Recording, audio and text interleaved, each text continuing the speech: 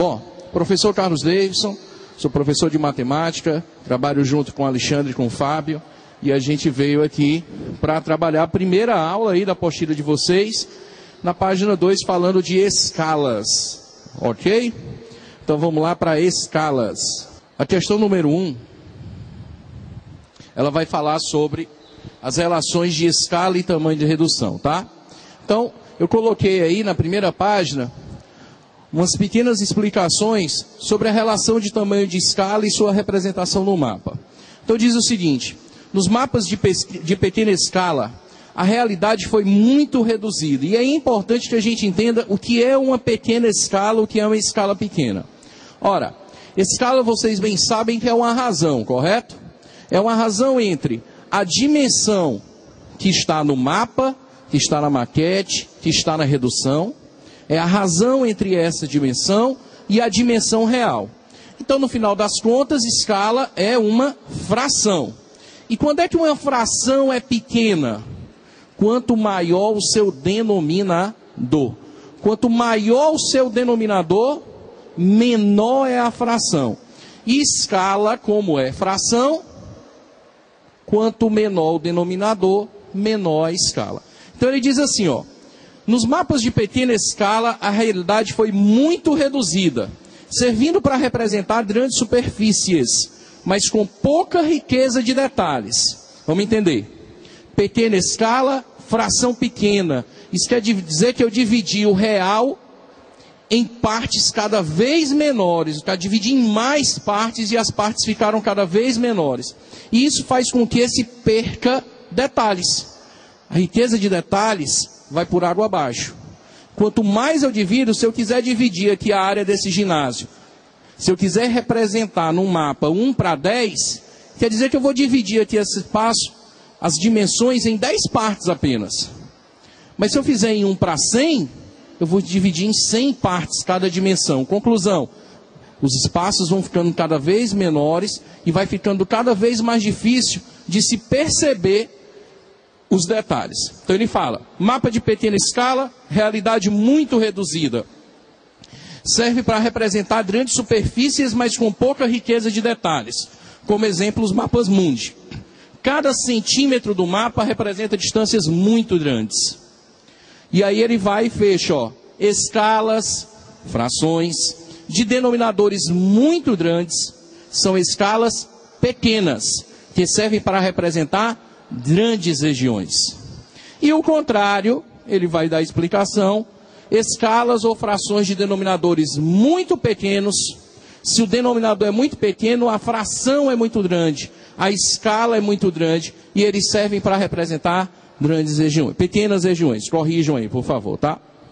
Então, olha só, a questão de número 1 diz o seguinte: o laboratório de matemática da escola solicitou a cada aluno que confeccionasse um mapa do bairro onde reside com riqueza de detalhes. Das escalas abaixo propostas, a que melhor convém ser escolhida é...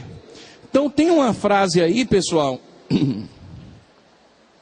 que é riqueza de detalhes. Esse é o ponto principal, riqueza de detalhes. É isso que vai resolver a tua questão. Porque veja que na questão ele não te deu nenhuma informação numérica. A única coisa que ele falou foi: o laboratório da escola solicitou que o aluno confeccionasse um mapa. E disse que esse mapa tinha que ter riqueza de detalhes. E depois disso ele colocou as propostas.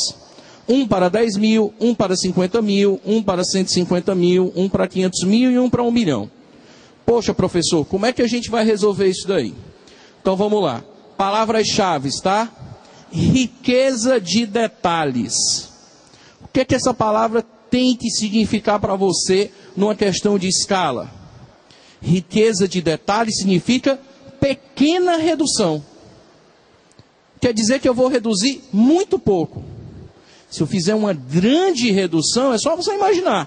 Se eu fizer uma grande redução, vai ficar cada vez mais difícil de ver os detalhes daquela região. Concorda ou não? Então, se eu quero riqueza de detalhes, eu quero uma pequena redução. E se eu quero uma pequena redução, eu preciso de uma grande escala. grande escala. Grande escala significa pequeno denominador. Eu sei que é um caminho meio tortuoso aí, ele vai de riqueza de detalhes, depois para pequena redução. Pequena redução, eu tenho que entender que significa grande escala. E uma escala grande significa uma escala com pequeno denominador. Conclusão. Dos itens que ele te propõe aí, ó, entenda, quando a gente bota 1, 2 pontos, 10 mil, eu estou falando de uma fração, correto? 1 sobre 10 mil. Quem é o denominador? 10 mil. No item B, 1 para 50 mil é 1 sobre 50 mil. Quem é o denominador? 50 mil. Item C, 1 para 150 mil. Item D, 1 para 500 mil. E item E, 1 para 1 milhão. Recapitulando, o que é que eu quero? Riqueza de detalhes. Riqueza de detalhes significa pequena redução. Pequena redução significa uma grande escala. E grande escala significa pequeno denominador. Professor, eu preciso passar por tudo isso ou eu posso só botar na minha cabeça que quando ele falar que precisa de uma riqueza de detalhes, eu preciso de um denominador muito pequeno? Pode, não tem problema nenhum. Eu estou mostrando o caminho que te leva a entender isso. Mas se você quiser simplesmente anotar aí, falou em riqueza de detalhes, pequeno denominador. Falou em riqueza de detalhes, pequeno denominador. Falou poucos detalhes, grande denominador. Acabou-se. E não confundir pequeno denominador com pequena escala, tá? Lembra, escala é uma fração. E numa fração, quanto menor o denominador, maior a fração. Beleza? Compreendido isso daí? Então era uma questão que ela exigia de você apenas o conhecimento de escala, da definição de escala. Ela não exigia de você cálculo algum, tá bom? Ela não exigia de você cálculo algum. Ora, riqueza de detalhes, professor, significa pequeno denominador. Qual dessas frações, qual dessas escalas tem o menor denominador? E tem A, não é, pessoal? 1 para 10 mil. Essa é a primeira questão, tá bom? Que exige de você apenas o conhecimento, a definição de escalas, a compreensão de como funcionam escalas, ok? Então, questão de número 1, resposta item A. Olha só, as questões de número 2, a 2 e 3, eu até coloquei as duas questões aí, mas vamos combinar o seguinte. Como elas têm exatamente a mesma ideia, eu vou fazer uma delas, vou pular para a questão subsequente, e aí, havendo tempo no final, a gente volta e resolve a questão 3. Perfeito? Mas a questão de números 2 e 3, elas têm exatamente a mesma ideia. Questão de número 2, pessoal, é um modelo de questão que nas últimas provas do Enem, ela sempre vem sendo cobrada. É uma questão onde ela exige de você apenas uma coisa. Calcule a escala. Parece algo muito simples, e é, desde que você tenha compreensão do que é escala e de como se calcula. Que você tenha cuidado com as pegadinhas. Então, olha só a questão número 2. A distância entre duas cidades é 450 quilômetros. E está representada em um mapa por 10 centímetros. Determine a escala desse mapa. E ele colocou aí item A, B, C, D e E. Bom, eu devo ter digitado aí um dos itens errado, ou então repetir o C e o D aí. Dá uma olhada aí na apostila, tá? Deve ser o D, 1 para 450 mil. Não vai importar porque não vai ser a resposta. Vamos lá. Como é que eu calculo escala? Preste atenção. Ah, professor, muito fácil calcular a escala. O que é que o senhor falou que escala era? Era uma fração, era ou não era? Era dividir o que tem no mapa sobre o que tem no real. E lembre de uma coisa, tá? Muito importante, se possível até anote aí.